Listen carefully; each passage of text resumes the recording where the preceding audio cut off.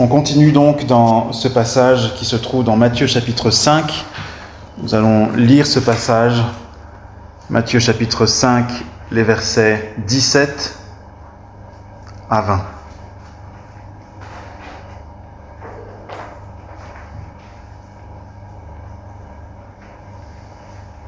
Page 959 pour ceux qui suivent dans les Bibles du local.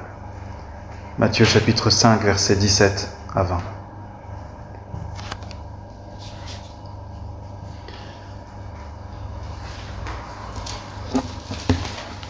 C'est Jésus-Christ qui parle et c'est lui qui dit ceci. Ne croyez pas que je sois venu pour abolir la loi ou les prophètes. Je suis venu non pour abolir, mais pour accomplir. Car, je vous le dis en vérité, tant que le ciel et la terre ne passeront point, il ne disparaîtra pas de la loi un seul iota ou un seul trait de lettre, jusqu'à ce que tout soit arrivé.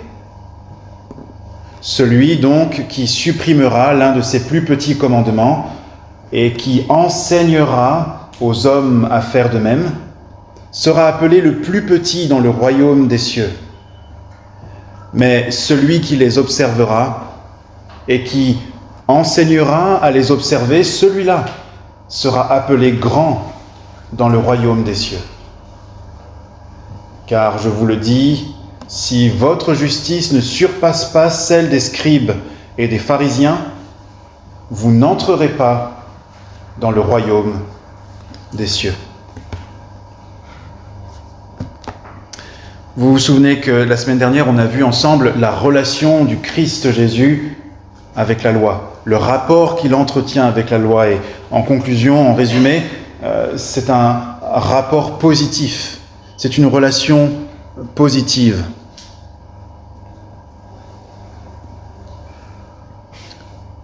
Aujourd'hui, nous allons nous occuper de la responsabilité qui en découle pour les disciples du Christ. Ils ont la responsabilité, et c'est ce qu'on va voir ensemble aujourd'hui et Dieu voulant aussi la semaine prochaine.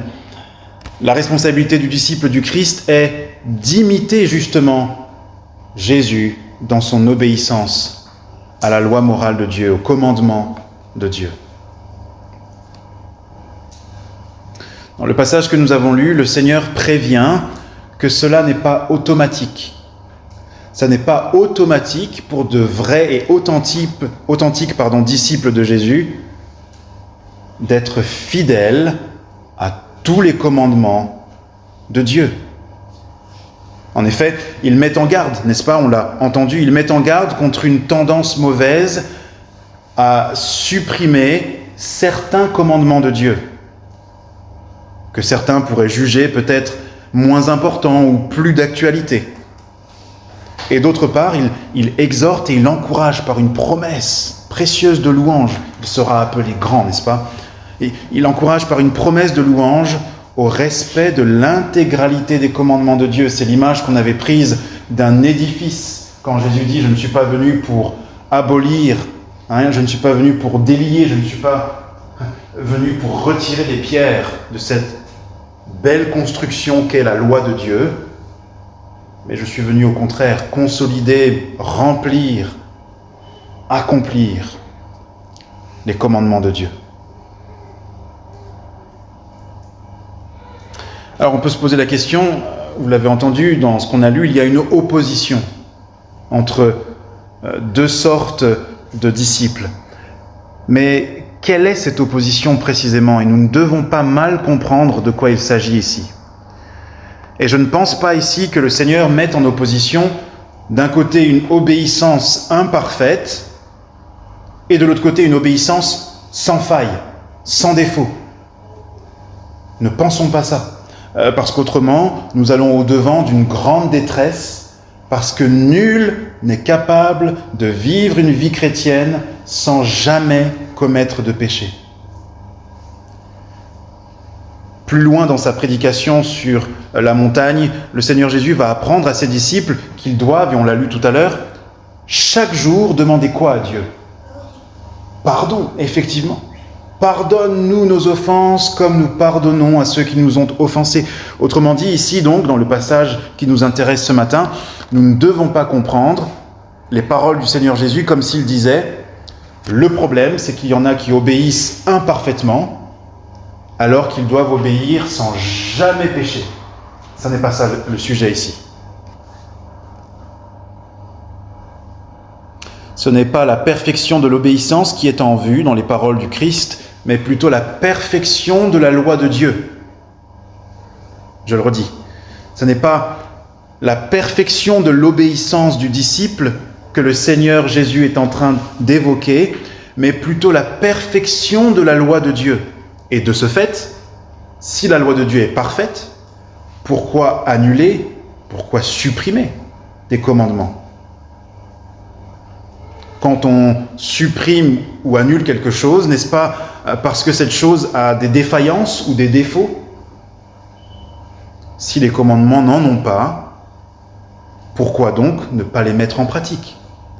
C'est ici le sujet. Le Christ veut nous appeler donc à une fidélité envers tous les commandements de Dieu. Il ne s'agit pas d'être sélectif, de trier, d'annuler certains, de nuancer certains, mais bien d'imiter Jésus qui a dit « Je ne suis pas venu pour abolir la loi ou les prophètes, je suis venu non pour abolir, mais pour accomplir. »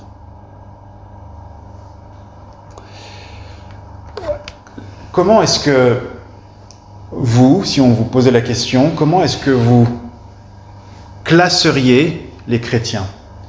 Comment est-ce que vous procéderiez pour classifier ou pour catégoriser les chrétiens ? Parce que la Bible nous donne, dans certains textes, des catégories de chrétiens. Par exemple, elle parle de chrétiens matures et de chrétiens immatures, etc., etc. D'après ce texte que nous avons lu, quelle est la façon dont nous pourrions catégoriser les disciples ? Ou, pour le poser autrement, quelles sont les deux catégories de disciples que le Seigneur nous présente ici dans son enseignement ? Il y a une catégorie à laquelle nous ne voudrions pas appartenir et une autre catégorie à laquelle nous voudrions appartenir.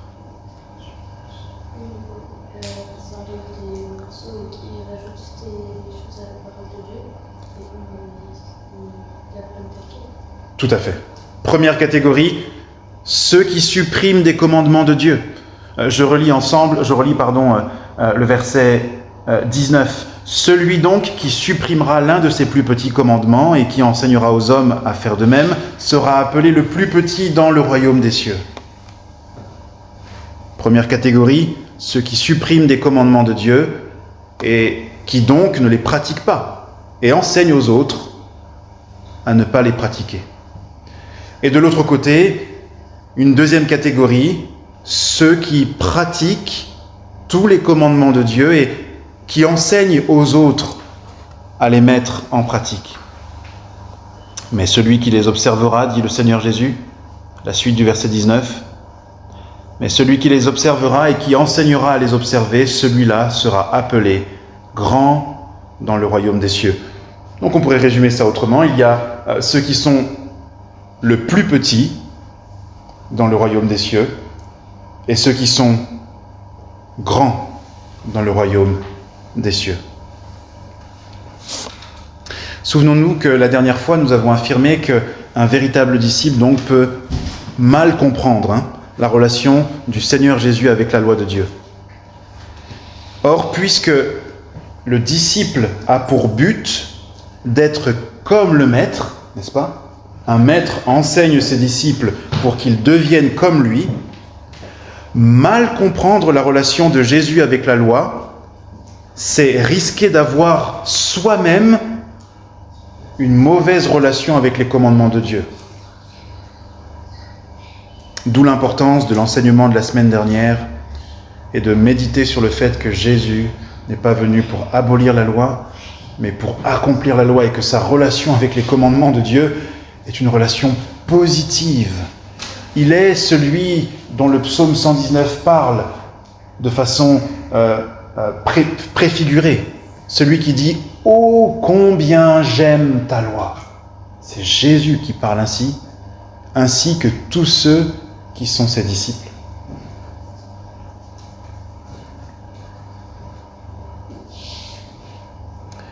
Et puisque notre rôle de chrétien dans le monde, souvenez-vous de ce que le Seigneur dit un peu plus tôt, c'est d'être sel de la terre, effectivement, et lumière du monde. Et donc, puisque notre rôle en tant que chrétien dans le monde, c'est d'imiter la doctrine et la vie de celui qui est la lumière par excellence, nous ne pouvons pas penser qu'il est possible d'être un chrétien utile pour le royaume de Dieu, et en même temps un chrétien qui néglige les commandements de Dieu. On ne peut pas être un chrétien qui est un bon ambassadeur du royaume de Dieu et en même temps un chrétien qui néglige l'éthique, la morale, la manière de vivre du royaume de Dieu. Si vous allez dans une ambassade d'un pays étranger en France, que vous entrez dans cette ambassade, ou faisons-le autrement, nous sommes francophones, imaginez que vous alliez dans un pays d'Asie, vous ne parlez pas la langue de ce pays, et vous allez dans une ambassade française, vous allez dans l'ambassade de la République française dans ce pays, mettons l'Inde. À ce que je sache, aucun d'entre nous ici ne parle ni Punjab, ni Ourdou, ni une autre de ces langues, n'est-ce pas? Et on se rend donc dans l'ambassade où on espère trouver du coup des représentants de la République française, des représentants du pays où nous vivons, et qui pourront du coup nous aider et communiquer dans une langue que l'on comprend. Mais si alors que vous entrez, tous les panneaux sont écrits en ourdou, en punjab et dans d'autres langues locales, que lorsque vous vous adressez au guichet, quelqu'un vous parle avec non seulement un accent qui ne vous est pas familier, mais tout un vocabulaire que vous ne comprenez pas, comment cette personne pourra vous être utile? Ou comment cette personne pourra être utile à un Indien qui voudrait se renseigner sur la France? C'est une illustration peut-être imparfaite, mais j'espère qu'il nous aide à voir que c'est le même enjeu. Il y a la même importance pour les chrétiens d'être donc des ambassadeurs qui parlent le langage du royaume qui les envoie. Des ambassadeurs qui reflètent la loi et la culture du royaume qui les envoie.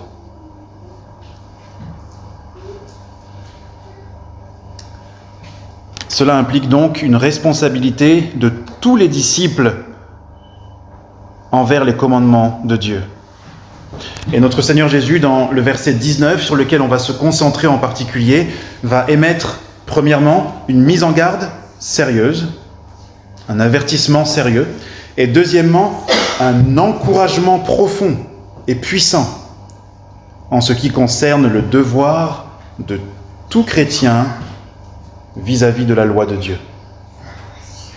Car le message de la grâce, le message des béatitudes, souvenez-vous, heureux, heureux, heureux, ce message de grâce n'est pas l'abolition des devoirs vis-à-vis de Dieu. Ce message de grâce n'est pas l'abolition vis-à-vis des devoirs envers Dieu.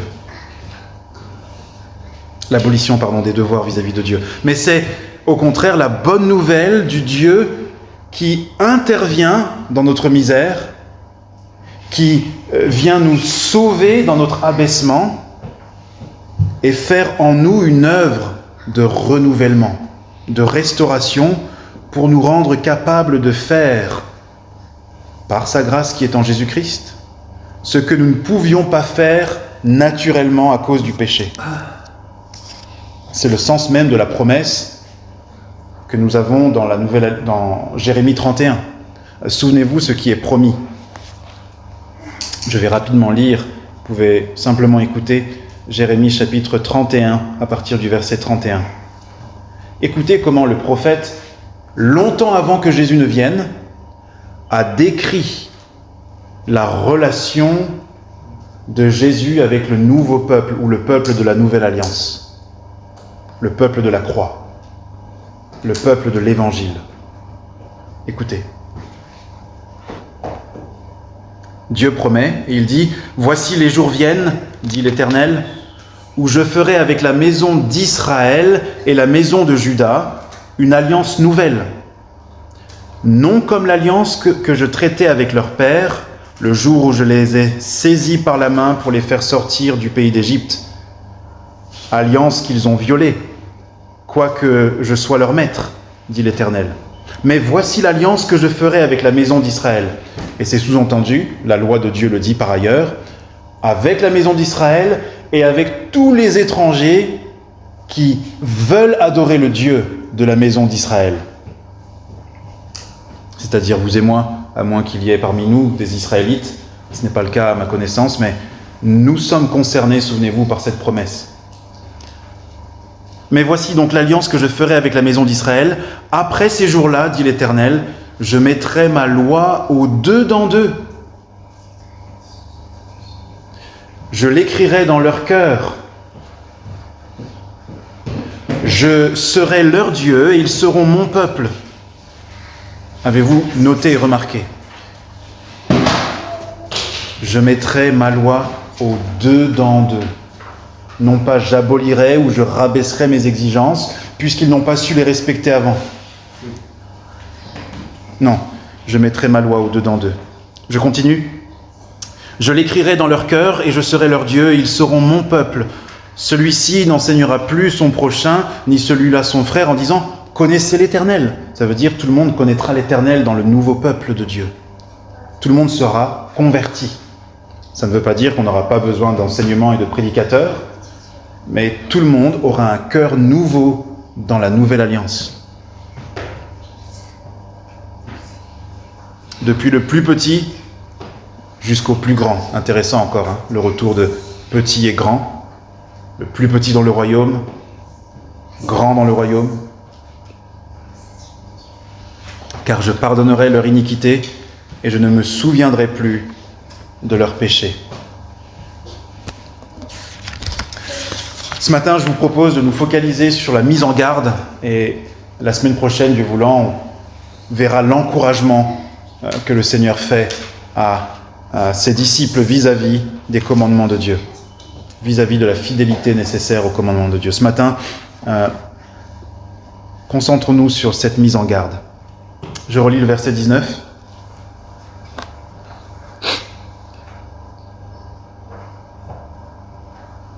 Peut-être même relisons à partir du verset 17. « Ne croyez pas que je sois venu pour abolir la loi ou les prophètes. Je suis venu non pour abolir, mais pour accomplir. Car je vous le dis en vérité, tant que le ciel et la terre ne passeront point, il ne disparaîtra pas de la loi un seul iota ou un seul trait de lettre, jusqu'à ce que tout soit arrivé. » Ou tout soit accompli, littéralement. Hein. Celui donc qui supprimera l'un de ses plus petits commandements et qui enseignera aux hommes à faire de même, sera appelé le plus petit dans le royaume des cieux. Arrêtons-nous là pour la lecture. Il y a donc une mise en garde, un avertissement de la part de notre Seigneur Jésus. Celui donc, on voit que c'est un avertissement qui est lié au rapport de Jésus avec la loi. Le mot « donc » veut dire que c'est une conséquence. Parce que Jésus a une bonne relation avec la loi, parce que le Christ est venu pour accomplir la loi et non pas l'abolir, donc, avertissement à ceux qui se disent disciples de Jésus, mais font l'inverse du Christ. Ont une relation différente avec la loi que celle du Christ avec la loi. Celui donc qui supprimera l'un de ses plus petits commandements et qui enseignera aux hommes à faire de même sera appelé le plus petit dans le royaume des cieux. Celui qui ne marchera pas donc comme j'ai marché dans les commandements de mon Père, celui qui, comme le psaume 119 le dit, ne sera pas en train de courir dans les commandements de Dieu, mais il marchera et tantôt fera des pas de côté pour certains commandements,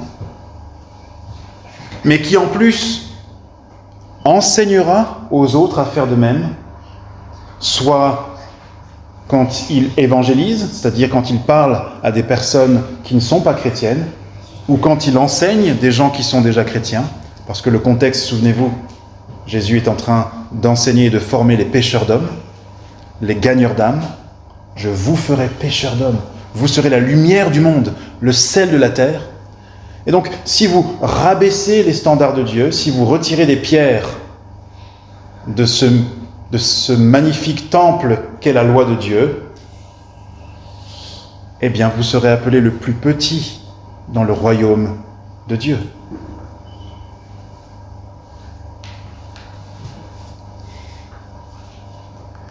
Je pense que, à part peut-être ce que signifie le plus petit, et on va essayer de le voir un peu plus tard, ce verset est assez clair. Il n'y a pas une grande nécessité de tourner autour longtemps. Christ exige et attend de nous, en tant que chrétiens, que nous soyons sérieux et scrupuleux concernant les exigences divines. Alors, venons-en directement à des applications et à des leçons. Je pense qu'il y a, dans cette mise en garde du Seigneur Jésus, au moins 2 leçons importantes. Un appel à l'humilité et un appel à la responsabilité. Un appel à l'humilité et un appel à la responsabilité.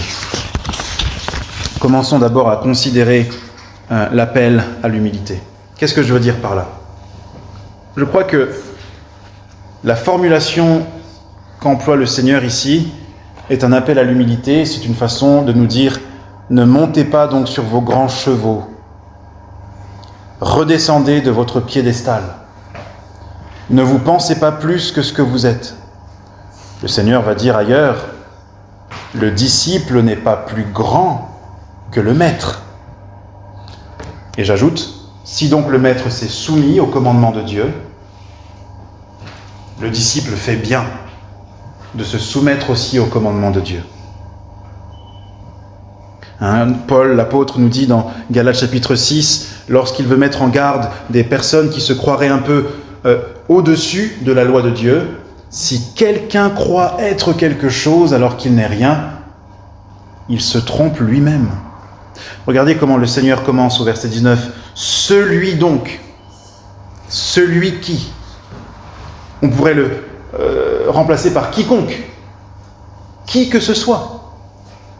La formulation ici est générale, elle est indéfinie, et donc tout le monde est concerné, et personne n'est exclu. Toute personne qui se dit disciple de Jésus doit entendre cette mise en garde. Laissez-moi être précis. L'apôtre est concerné. Le spécialiste de la loi et de la Bible est concerné. Le pasteur est concerné. Le chrétien de longue date est aussi concerné à cet appel à l'humilité. L'apôtre d'abord, le Christ, en premier lieu ici, s'adresse aux apôtres. Et il leur dit, ne croyez pas, ne pensez pas que je suis venu pour abolir la loi. Être apôtre n'autorise pas à s'affranchir des exigences de Dieu. Pourquoi les apôtres pourraient le penser ? Je ne dis pas qu'ils l'ont pensé, mais quelle serait la tentation possible ? Eh bien, pensons au rôle d'un apôtre. Son rôle est d'être une autorité spirituelle qui va enseigner un enseignement à l'Église de Jésus-Christ que nous ne pourrions pas recevoir autrement que par eux. La Bible décrit les apôtres comme la fondation de l'Église. Autrement dit, les apôtres ont une capacité à enseigner la parole de Dieu sans erreur. Jésus leur fait la promesse dans l'évangile de Jean, l'Esprit Saint viendra vous assister pour ce rôle particulier. Et donc un apôtre pourrait être tenté, parce qu'il reste des hommes pécheurs, tentés de penser peut-être qu'il suffit pour eux d'enseigner la vérité et qu'ils ne sont peut-être pas complètement tenus de pratiquer cette vérité. Pensez-vous que j'exagère et que je parle d'une hypothèse impossible ? Paul n'est pas de cet avis. Laissez-moi vous raconter une petite histoire qui est arrivée entre Paul et Pierre. C'est raconté dans l'Épître aux Galates. Voilà que l'Église est jeune.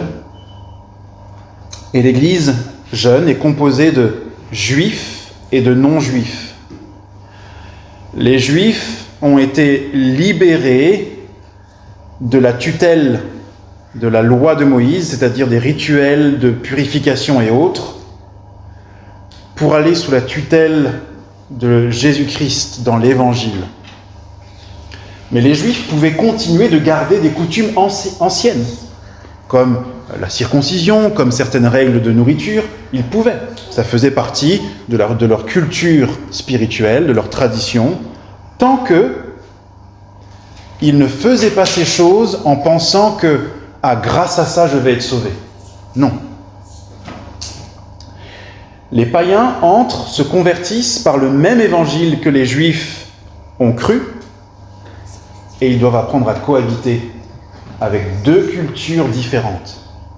C'est comme si vous preniez un Russe qui vient de se convertir,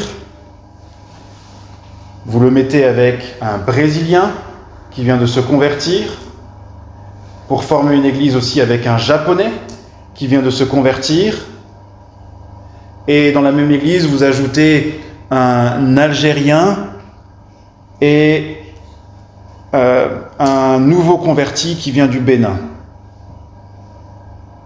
C'est le même évangile qu'ils ont cru, mais les cultures sont bien différentes. Je n'ai même pas besoin d'expliquer, n'est-ce pas ? On sait tous à quel point ces cultures sont très différentes. Alors comment vivre ensemble ? Comment cohabiter ? Eh bien, à l'époque de Pierre et de Paul, certains Juifs qui avaient accepté Jésus comme le Messie avaient justement mal compris certaines choses concernant la loi. Et d'autres, même qui n'étaient pas convertis, ont troublé les chrétiens en disant « Si vous voulez être sauvés, vous devez être circoncis, respecter les rituels, la façon de manger de la loi de Moïse, etc. etc. » Ce qui n'est pas la vérité, ce qui n'est pas le message de l'Évangile. Alors, lorsque Pierre rend visite à une église à Antioche, où il y a beaucoup de païens convertis, il mange avec eux parce qu'il reconnaît que ce sont des frères. Il s'assoit à leur table et il les aime comme lui-même, comme le Christ l'a aimé, commandement de Dieu. Mais voilà que quelques jours après, des Juifs qui n'étaient pas en train d'enseigner la doctrine chrétienne et qui disaient justement qu'on doit faire ces choses pour être sauvé, assistent à des repas, rejoignent cette église. Et Pierre, par crainte des Juifs, commence à tourner le dos aux païens qui se sont convertis, à ces chrétiens. Et il décide de ne plus manger avec eux, de les laisser de côté, de les traiter comme on les aurait traités avant que l'Évangile ne vienne. Et Paul intervient et il dit « Pierre, tu es coupable. » Il ne lui dit pas simplement « j'ai un avis différent de toi ». Il lui dit « tu es coupable devant la loi du Seigneur Jésus-Christ. Parce que ce que tu fais n'est pas droit. Comment est-ce que tu peux mettre à l'écart ces frères en donnant l'impression qu'ils doivent se soumettre à la loi de Moïse, alors que nous-mêmes, nous reconnaissons que ce n'est pas par la loi de Moïse que nous sommes sauvés. Pierre est un apôtre. Il a enseigné la vérité, et rien que la vérité, mais son comportement n'était pas en ligne, sa pratique, à ce moment-là, n'était pas en ligne avec cette vérité. Le Seigneur Jésus dit « Quiconque, celui qui n'observera pas ces choses, et enseignera aux autres de ne pas les observer sera appelé petit dans le royaume des cieux. Et Pierre, qui est un modèle, s'il était mort à ce moment-là sans se repentir, serait monté dans le ciel parce qu'il est sauvé par la grâce, mais il aurait été appelé petit. Gloire à Dieu que l'apôtre Pierre, la suite nous raconte dans l'épître de Paul, se soit repenti et effectivement ait corrigé cela. Mais donc, entendons-le, c'est un appel à l'humilité. Qui que nous soyons, qui que vous soyez, nous sommes sous les mêmes exigences du Seigneur si nous sommes disciples. Être apôtre n'autorise pas à s'affranchir des exigences de Dieu. Être spécialiste de la loi non plus, j'irai un peu plus vite ici. Mais il est de coutume que beaucoup de théologiens, certains théologiens, sous prétexte qu'ils ont étudié le texte de la Bible en long et en large, se permettent d'estimer que leurs recherches les ont fait aboutir à la conclusion que tel et tel commandement n'est plus d'actualité. Eh bien, être spécialiste de la loi n'autorise pas non plus à s'affranchir des commandements de Dieu. Ces hommes qui prétendent que, à cause de leur connaissance de la Bible, ils ne sont pas tenus de pratiquer certaines choses, sont tombés dans ce qu'on appelle l'intellectualisme, c'est-à-dire le blabla spirituel, si vous voulez. On parle, mais on ne fait pas. Et on trouve même des raisons et des justifications pour ne pas faire. Mais être spécialiste de la loi n'autorise pas à s'affranchir de la loi de Dieu. C'est pour ça que Jésus va même dire à certains des spécialistes de la loi, hypocrites, vous annulez le commandement de Dieu au profit de vos traditions. Car la loi de Dieu dit, tu honoreras ton père et ta mère.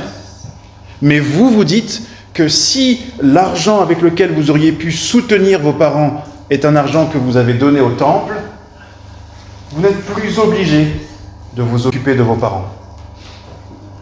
Pharisiens, hypocrites, dit le Seigneur Jésus. Le fait que vous soyez spécialiste de la loi ne vous donne pas un statut qui vous excuse vos désobéissances à la loi de Dieu. Être pasteur n'autorise pas non plus à s'affranchir de la loi de Dieu. Et je parle ici en étant moi-même convaincu, et quand j'ai préparé ce message depuis une semaine, j'ai le cœur souvent remué parce que je sais que ça me concerne particulièrement. Puisque le Christ s'adresse d'abord aux apôtres, donc d'abord aux hommes qui enseignent l'Église, et les pasteurs sont à la suite des apôtres. Je suis particulièrement concerné. Et je sais qu'à moi, le Seigneur adresse cette parole. Tu seras appelé petit si tu ne pratiques pas les commandements de Dieu et si tu enseignes aux autres à faire de même. Et je tremble à ce sujet. Oui, les pasteurs sont des guides, des conducteurs, ils sont des responsables spirituels, mais ce ne sont pas des rois. Un roi peut donner une loi et il n'est pas obligé forcément de pratiquer cette loi. Les pasteurs sont des guides, des responsables, ils sont une sorte d'autorité spirituelle si l'on veut, mais ils ne sont pas des rois. Et ainsi donc, ils ne sont pas censés s'affranchir des commandements de Dieu. Nous sommes au même statut et Jésus dit « Ne montez pas sur un piédestal. Quiconque. » Et enfin, les chrétiens de longue date sont aussi appelés à l'humilité parce qu'ils n'ont pas l'autorisation non plus, malgré leur expérience, de s'affranchir des lois de Dieu. Combien de fois il m'est arrivé d'entendre dans des églises des chrétiens probablement sincères, d'un certain âge, s'exprimer ainsi. « Oh, oui, ça, je faisais ça avant. J'évangélisais avant, je partageais l'évangile. Bon, maintenant, c'est quand j'étais jeune, maintenant. Ou, j'ai assez donné. Ça fait tant d'années que je suis chrétien, tant d'années que je suis dans le ministère, j'ai assez donné. » Quelle tristesse. Et quelle inconscience, je dirais. Parce qu'ils estiment que leur service pour Dieu, donc, est plus que normal, plus que logique. Et si c'est plus que normal, ça veut dire donc, oui, que peut-être à un moment donné, je pourrais arrêter de servir Dieu pleinement. Tellement ça fait d'années que je le sers. Mais ce n'est pas du tout ce que la Bible nous enseigne. Écoutez ce que dit Paul à Tite, un jeune pasteur, ce que Tite doit enseigner aux gens plus âgés, aux chrétiens de longue date. Il dit, par exemple, à celles qui sont chrétiennes depuis longtemps, dit que les femmes âgées doivent aussi avoir l'extérieur qui convient à la sainteté, n'être ni médisantes, ni adonnées aux excès du vin, qu'elles doivent donner de bonnes instructions dans le but d'apprendre aux jeunes femmes à aimer leurs maris et leurs enfants et à être retenues, chastes, occupées aux soins domestiques, bonnes, soumises à leur mari, afin que la parole de Dieu ne soit pas calomniée. Bref, elles doivent être des modèles de piété, des modèles de vie chrétienne. Continuer de servir par leur exemple, par leur attitude. Pareil pour les hommes chrétiens de longue date. Dit que les vieillards doivent être sobres, honnêtes, modérés, saints dans leur foi, une foi saine, un amour sain et une patience saine.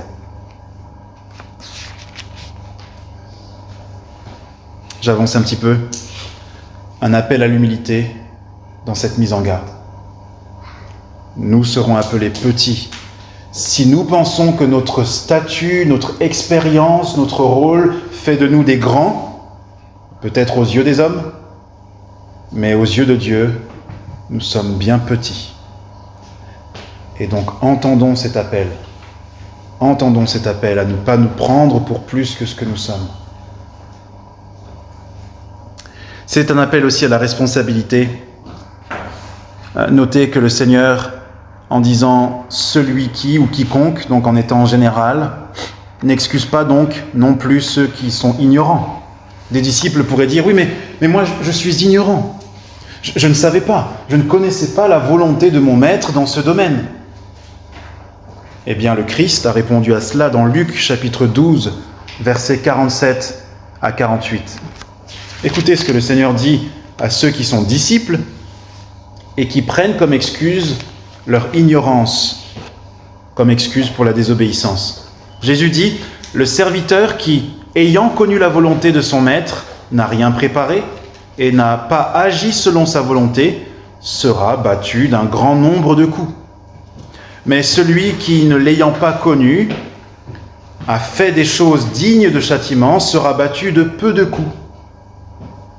On demandera beaucoup à qui l'on a beaucoup donné, et l'on exigera davantage de celui à qui l'on a beaucoup confié. » Est-ce que vous avez remarqué dans cette illustration, c'est imagé ici, le Seigneur parle d'une correction spirituelle en prenant l'image de la correction terrestre physique d'un maître envers son esclave.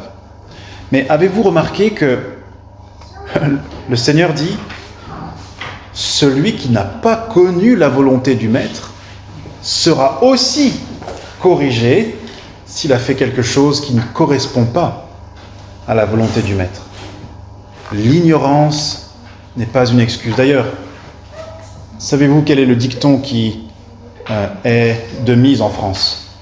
Je crois que je l'ai entendu. Nul n'est censé ignorer la loi. Nul n'est censé ignorer la loi. Ce n'est pas la Bible qui le dit, mais c'est un bel écho de ce que la Bible nous enseigne. Autrement dit, si vous grillez le feu rouge ici en France, sous prétexte que dans d'autres pays, le feu rouge ne veut pas dire stop, et c'est le cas, je ne sais plus dans quel autre pays, mais il y a des couleurs différentes dans un... il faudrait que je retrouve à l'occasion, vous pourrez chercher. Où ça ? Congo, c'est ça ? Ok, je ne savais pas, voilà, c'est intéressant. Et donc le feu rouge ne veut pas dire partout s'arrêter, mais si en France, vous franchissez au feu rouge, vous ne pourrez pas dire « je ne savais pas, je viens du Congo, donc ne me verbalisez pas, ne me mettez pas d'amende. Non, nul n'est censé ignorer la loi. Et l'inverse est vrai au Congo. On ne peut pas arriver au Congo, conduire comme si on était en France et demander aux policiers de nous traiter comme si on était en France. Non, le code de la route est différent au Congo. Et de la même façon, il y a un code de la route, pourrait-on dire, dans le royaume de Dieu. Il y a un code de conduite. Et nul n'est censé ignorer ce code de conduite si nous disons que nous sommes des membres de ce royaume de Dieu. Je vais passer certaines autres choses que j'avais notées pour ne pas être trop long, mais je vais vous faire remarquer, est-ce que vous avez vu que le Seigneur n'est pas simplement en train de dire que celui qui sera appelé petit, c'est celui qui ne pratique pas ces choses? Quel est le deuxième problème? C'est pas tellement enlève et rajoute, ça peut être une façon de ne pas pratiquer, mais c'est que, oui, effectivement, la personne non seulement ne pratique pas ces choses, mais elle enseigne aux autres à ne pas les pratiquer. C'est pas seulement donc une question de mon éthique personnelle, de ma morale personnelle, mais de mon influence sur ceux qui m'entourent. Et en première ligne ici sont concernées toutes les personnes qui, dans l'Église de Jésus-Christ, ont un office d'enseignement, comme on appelle ça. Un office d'enseignement. Jacques chapitre 3 nous dit que ceux qui sont enseignants seront jugés plus sévèrement, parce que leur responsabilité est grande, beaucoup plus grande. 1 Corinthiens chapitre 3, l'apôtre Paul nous décrit que les enseignants, les prédicateurs, les pasteurs, les apôtres, les prophètes, les évangélistes vont avoir un jugement spécial où Dieu va juger ce qu'ils ont enseigné. Et que certains d'entre eux, nous dit Paul, vont entrer dans le royaume des cieux, mais difficilement, comme au travers du feu, parce qu'ils ont enseigné de la paille, dit l'apôtre Paul. Ils ont enseigné du bois sec. Alors qu'il y en a d'autres qui se conforment au commandement de Dieu. Paul nous dit que eux enseignent plutôt de l'or, de l'argent et des matériaux précieux. Le feu va venir et ces choses vont rester. Mais pour ceux qui ont enseigné à ne pas respecter les commandements de Dieu, leur enseignement est comme de la paille et le feu du jugement va tout détruire et ils n'auront aucune récompense. Ils seront appelés petits. Mais laissez-moi dire que la responsabilité de l'enseignement vous concerne aussi si vous êtes disciple du Seigneur Jésus, même sans être prédicateur, parce que vous avez un rôle de témoin. Quand vous enseignez aux autres concernant la foi, est-ce que vous demandez à Dieu avant la grâce de garder votre bouche pour que ce que vous disiez soit fidèle à la parole de Dieu? Je ne suis pas en train de vous demander est-ce que vous connaissez tous les secrets de la Bible. Ce n'est pas ça. On n'a pas besoin de connaître tous les secrets de la Bible avant de commencer à être la lumière du monde et le sel de la terre. Mais est-ce que le peu que vous connaissez, vous êtes fidèle à ce peu que vous connaissez?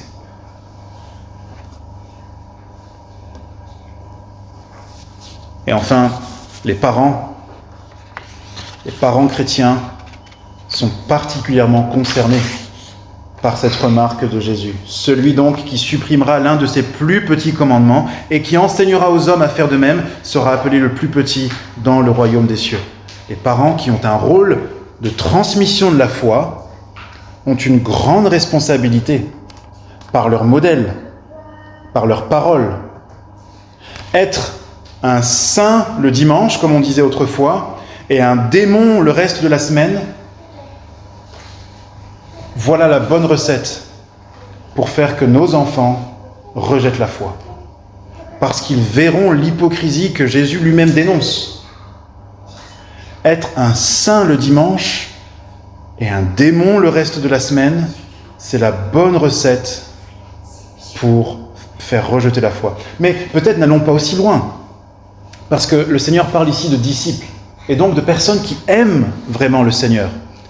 Alors disons simplement, être zélé le dimanche, mais le reste de la semaine, avoir des priorités un peu mélangées, ne pas brûler de zèle pour le Seigneur, ça se voit. Et on enseigne nos enfants autant par nos paroles, et je parle à moi-même évidemment en premier, on enseigne à nos enfants autant par nos paroles que par nos actes, que par ce que nous faisons. Et donc les parents, effectivement, nous avons une grande responsabilité. Venons-en à une conclusion.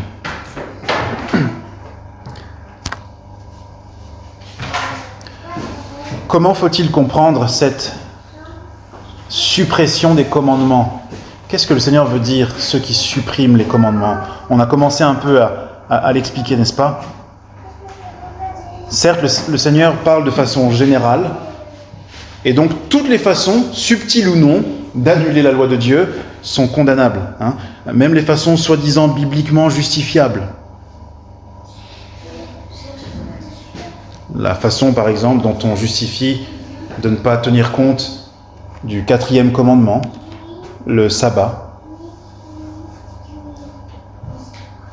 Mais le contexte me fait penser qu'il y a une manière en particulier que le Seigneur Jésus vise, une façon en particulier qui est la manière des pharisiens. Lisez avec moi le verset 20. « Car je vous le dis, si votre justice ne surpasse pas celle des scribes et des pharisiens, vous n'entrerez pas dans le royaume des cieux. » Et si vous lisez les versets 21 jusqu'à la fin du chapitre 5, on ne va pas le faire maintenant, qu'est-ce que vous voyez le Seigneur Jésus faire? Vous voyez le Seigneur Jésus faire une comparaison entre l'enseignement des pharisiens, qui reprend la tradition des anciens, et la bonne compréhension de la loi de Dieu. Laissez-moi vous donner un exemple. Les pharisiens disent « Commettre l'adultère, c'est un péché, c'est mal. » Mais t'embête pas trop sur tes pensées. Si tes pensées sont sales, pas propres, c'est pas grave, c'est dans les pensées, c'est pas dans le corps. Et Jésus dit, non, vous ne devez pas commettre d'adultère avec votre corps, mais si dans vos pensées, déjà la saleté est là, aux yeux de Dieu, c'est comme si vous aviez commis l'adultère. Jésus dit, vous savez qu'il est dit, tu ne commettras pas de meurtre. Et les pharisiens le disent, il ne faut pas commettre de meurtre. Mais ce n'est pas vraiment un péché si dans ton cœur, tu as de la haine contre le prochain. Ce n'est pas un péché si dans ta bouche, tu as le meurtre en disant « imbécile », c'est le mot que le Seigneur emploie, « fou », et d'autres mots encore. Et Jésus dit, non, c'est l'inverse. Tu ne commettras pas de meurtre, mais si par tes mots, tes paroles, ou si dans ton cœur, il y a le meurtre, alors devant Dieu, tu n'as pas respecté la loi de Dieu. Et donc vous voyez comment les pharisiens avaient cette façon de supprimer la loi de Dieu en affaiblissant les domaines où la loi de Dieu s'applique. Pour eux, la loi de Dieu s'appliquait seulement pour mon corps, l'extérieur, ce qui est vu des hommes. Et ça, c'est facile, parce que je peux facilement donner l'impression d'être très pieux. Alors que Dieu veut que la vérité soit au fond du cœur. Dieu veut que la vérité soit au fond du cœur. Les pharisiens se conforment à la loi dans la forme, mais Dieu attend que sa loi soit appliquée dans nos cœurs. Et un vrai disciple, c'est celui, on l'a lu tout à l'heure, dans le cœur duquel notre Dieu a gravé sa loi. Une autre façon encore dont les pharisiens et les scribes pouvaient supprimer les commandements, et c'est la dernière manière que je mentionne, au chapitre 6, on l'a lu tout à l'heure, pendant la première partie du culte, le Seigneur met en garde contre une piété spectacle, contre une religion spectacle, une religion pour être applaudie des hommes, plutôt que pour plaire à Dieu. Et c'est ici l'hypocrisie religieuse dont Jésus parle. Il dénonce le masque religieux que nous pouvons porter parfois.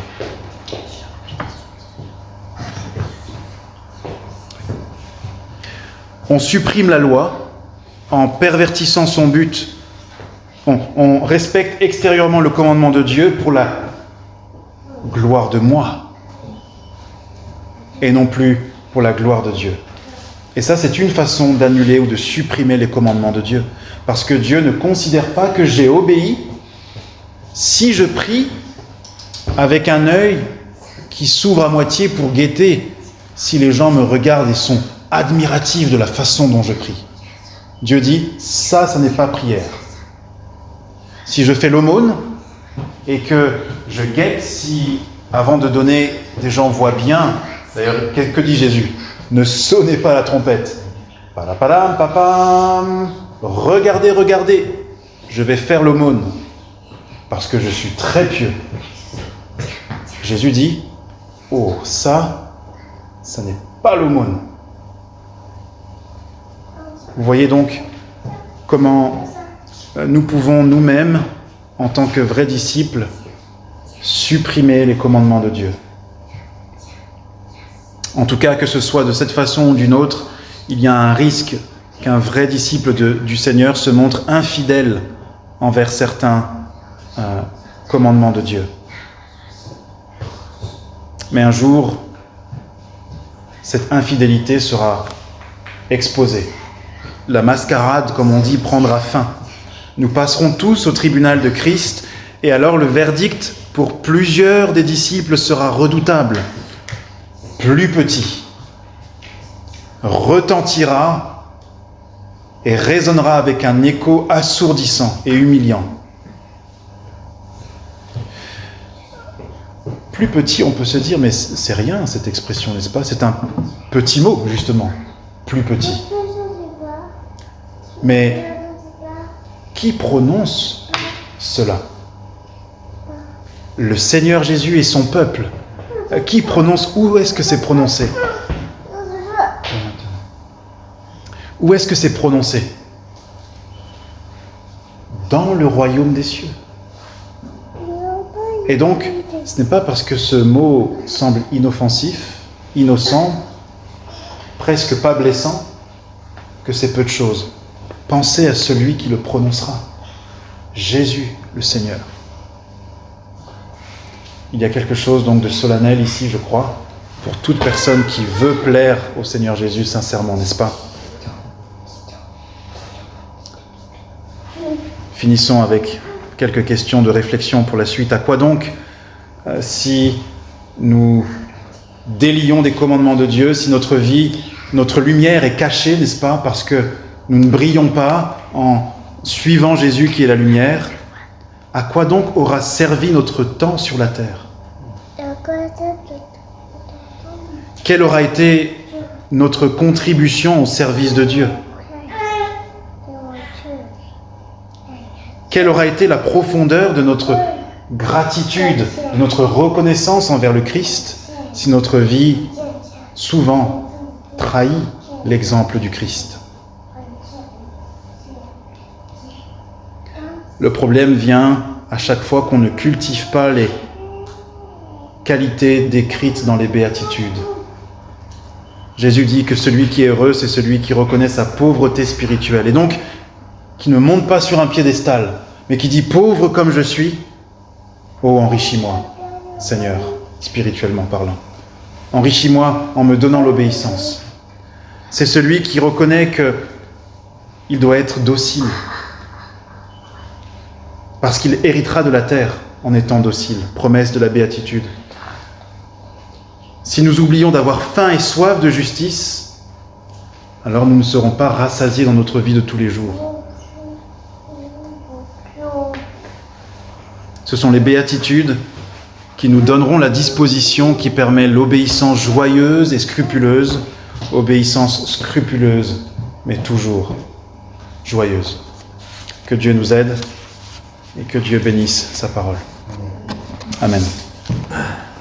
Prenons, pour ceux qui ont à cœur un temps de prière où nous pouvons répondre à la parole de Dieu, et on chantera un dernier chant après.